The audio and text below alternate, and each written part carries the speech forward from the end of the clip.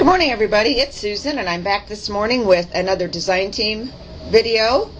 This project is for Memory Bound Scrapbooking Store, and what this is, you guys, is a Make Memo memo board. That's the brand, is Make Memo.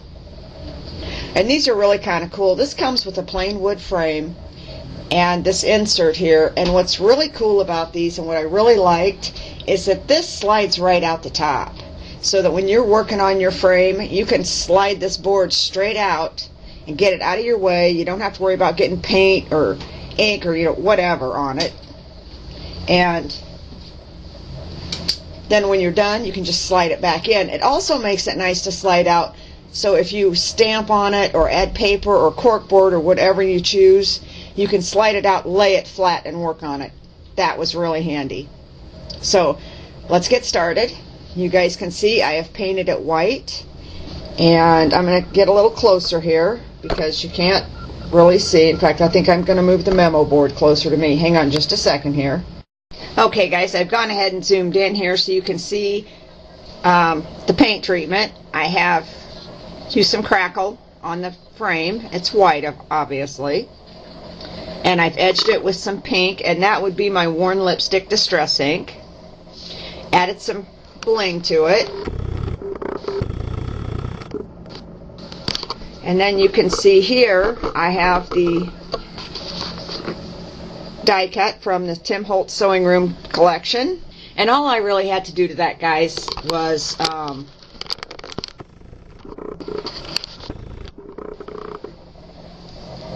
I ran it through my Sizzix with one of the Tim Holtz texture fades, and then I just went straight from pad onto the dress form with my worn lipstick distress ink, and that's all it is. I started out with pale pink cardstock.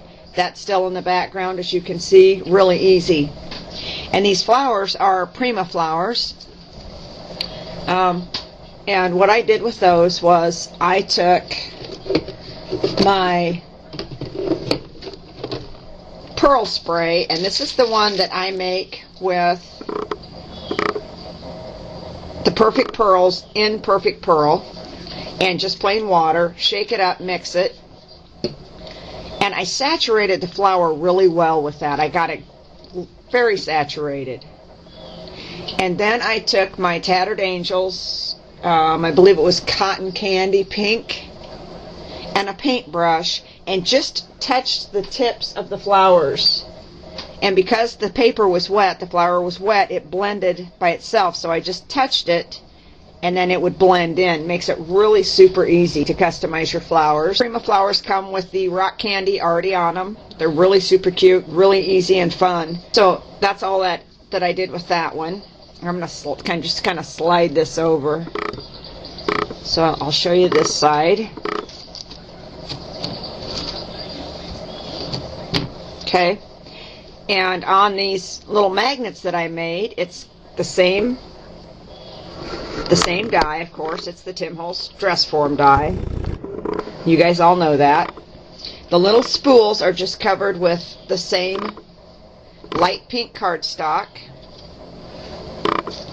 And then I gave them a little spritz with the Glimmer Mist, edged them in black archival ink, and just wrapped some plain black ribbon around them and tied it.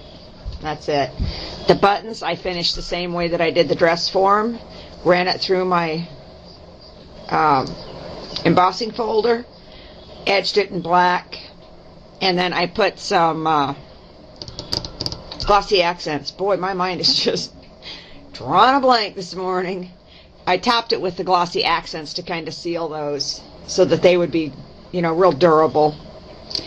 And they're just plain magnets on the back, nothing fancy. Sorry about the hands, you guys. I've been in my studio every day for like 5 running days.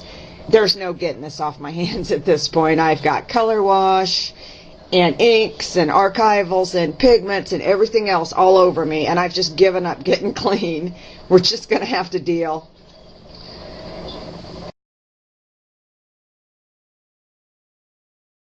So, and let's move on with this one. Let me come out here. And this little notebook, it's a little notebook. It's just tied up with some black ribbon. Very easy to make. I just used my Tim Holtz mini Baroque die. I cut 2 pieces out of chipboard. There's the back. Obviously the front. Again, it's finished exactly the same way as the other ones, with the same texture fade, black archival ink on the edges, worn lipstick over the front, and a spritz of glimmer mist, and that's it. And I put some notebook pages, and there again, it's just plain notebook paper. This isn't hard. It was really fun. I bound it with my Bind It All. Just a couple little rings there to hold it together. And then down here, and I want you to see this part, and I'm having trouble here because between lighting and glares and all of that. Oops. There we go, that'll work. And I want to get right in on this for you so you can see what it is. Okay, this is the little pin holder. There is the dry erase marker that goes with it. And all this is, you guys, is a piece of grunge board, or grunge paper, rather.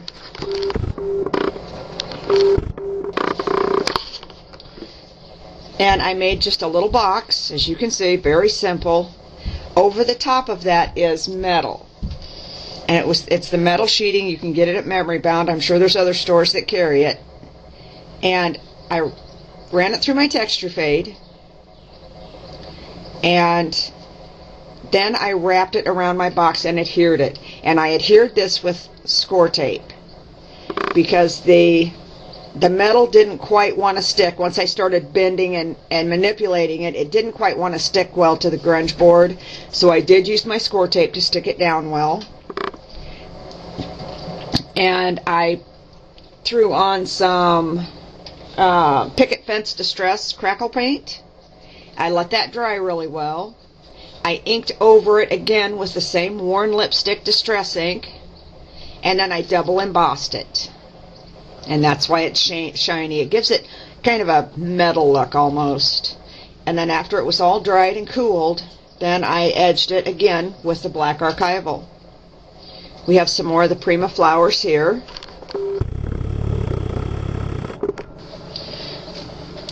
And we've got some bling on there. Down here in this corner, we have some more of the die cuts from the Tim Holtz collection. And these I just painted with the crackle paint, smeared on the ink, and put glossy accents over the top. Really simple. This on here, you guys, is just seam binding. And it was an off-white seam binding. And I just stuck it in a baggie, squirted the glimmer mist in it, into the baggie, sealed it up, smushed it around until it all got covered, pulled it out, let it dry, and away you go. Really, really simple. This doesn't have to be complicated.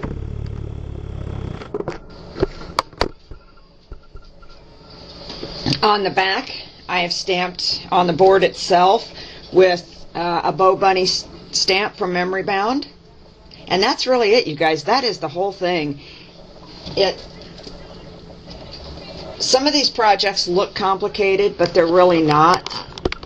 The letters up here are just simply some generic chipboard letters that I had laying around. I painted them white. I smeared them up with the worn lipstick, and these are lighter so that they kind of go with the lightness in some of the other pinks. And double emboss them, edge them, and you're done.